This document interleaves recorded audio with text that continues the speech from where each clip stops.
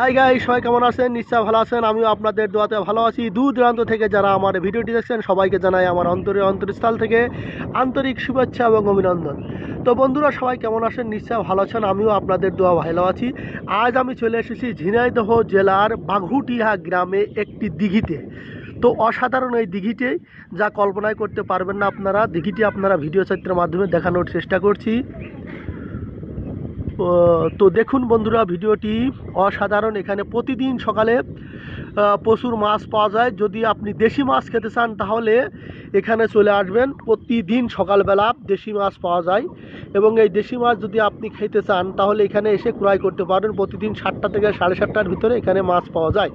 তো এখানে এখন বর্তমান কিছুই নেই, প্রচুর বাতাস। আমরা বাতাস খাচ্ছি বসে বসে। তো বাতাসটি এতই সুন্দর লাগছে, মনোমুগ্ধকর, যা আসলে কল্পনা করা যায় না। অসাধারণ গ্রামের এই বাতাসগুলো, আবহাওয়াগুলো।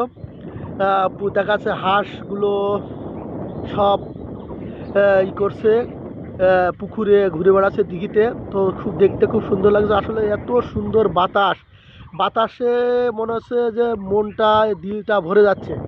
তো যদি কখনো আপনারা বেড়াতে আসেন এখানে অন্তত 5 মিনিট থাকলে আপনাদের শরীরটা এত ভালো লাগবে যা কখনোই কল্পনা করতে পারবেন না। আপনাদের খুব ভালো লাগবে।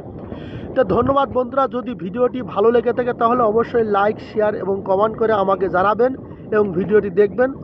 ধন্যবাদ সবাই।